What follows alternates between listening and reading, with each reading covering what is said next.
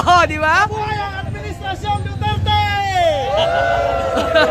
Mga old school, the saga ends here.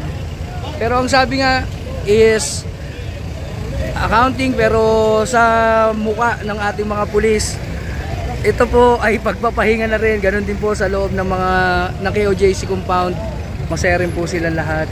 So, alisan na po lahat dito ng mga pulis. Tapos ang miyembro po ng KOJC ng Cathedral, sila po ay nag-iiyakan at habang nagdarasal. So, tingnan nyo po ganito po yung itsura ngayon ng mga pulis natin na talagang masayang-masaya rin dahil gusto na nito. Ayan po sila, sir. Ayan, sir, magandang gabi. Ayan. Talagang masayang-masaya na sila. Diba? Ayan, si sir, masaya na si sir kasi makakauwi na sila. Calabarzon. Calabarzon. Taga-Calabarzon ako, sir. Sir, taga-Calabarzon ako. Rizal po. Rizal din po ako. Okay, hindi na natin tatanungin kung nasan tayo, sir. Oh, hello, Oh, di ba? Buhay ang Administrasyon Duterte! Ito na.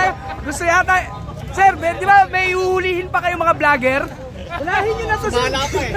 Radyo pa yun, di totoo yun. Niluli ba kayo? Hindi, sir, wala. Walang inuli, walang Wala. inuli. Napaka libre kami. Kaya maraming salamat, sir. Galing YouTuber, sir. Galing Maynila pa. Pumunta talaga dito para i-cover ang katotohanan, sir. So, kami. Maraming naman sa'yo, sir, di ba? Biruin mo nga, Calabarzon nga yung grupo nila. Oo, Calabarzon. Lalaya naman kayo. Oo.